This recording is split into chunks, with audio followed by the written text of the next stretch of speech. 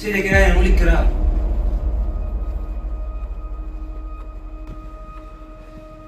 Hello സ്വാമിയില്ലേ? ഒന്ന് വരാൻ പറ്റുമോ? ഒരു ബാധ ഒഴിപ്പിക്കാനാ.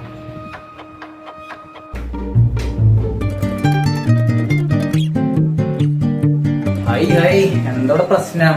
ഇവിടെ സമയമൊക്കെ ശരിയാക്കാനോട് വന്നാണത്. പറഞ്ഞോളാ. എന്താ സമയം ഹെഡ്സെറ്റ് കിട്ടി? അല്ല, ഇവിടെ ഞാൻ എന്താ ചെയ്യണ്ടേ? സ്വാമി ഇവിടെ പ്രേതബാധയുണ്ട്. ഒന്ന് ഒഴിപ്പിച്ചു തരാൻ പറ്റുമോ? ഒരു ചീട്ടെടുത്ത് തരാ. ബാഗാവും.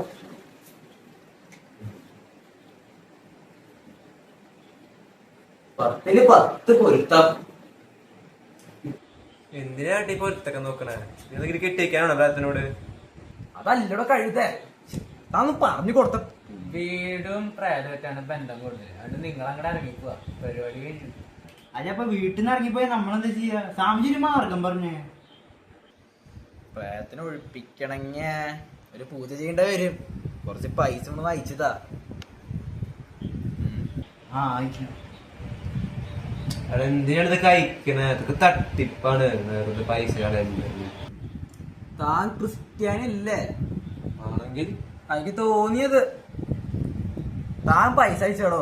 ഇപ്പം പറഞ്ഞ കേക്കാൻ നിൽക്കണ്ട. പിന്നെ കണ്ടമാര് പറഞ്ഞു താൻ അയക്കാൻ നോക്ക്. നിങ്ങളുടെ പേടിഎം അക്കൗണ്ടിൽ ₹500 ക്രെഡിറ്റ് ആയിട്ടുണ്ട്. നന്ദിയുണ്ടേ. 500 എന്തിനാണെങ്കില പോകുമ്പോ മന്തി വാങ്ങിച്ച് കഴിക്കാനോ? ഒരു 50 അയച്ച് താടോ അഡ്വാൻസ് ആയിട്ട്. എന്താ നോക്കണേ?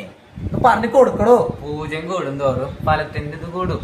സോ കുറെ പൂജ കഴിക്കാൻ 1 ലക്ഷം സാധനമാണ്. എന്റെ അഡ്വാൻസ് 50,000. എന്നിട്ട് 500 അയച്ചു തന്നു. എന്തൊരു പിച്ചക്കാരോട് താനൊക്കെ താടോ. ഞാൻ അയക്കട്ടെ.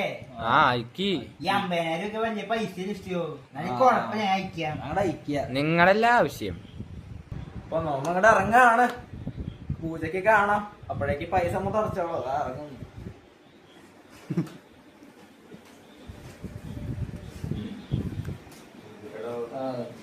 നമ്മളിറങ്ങാണ്.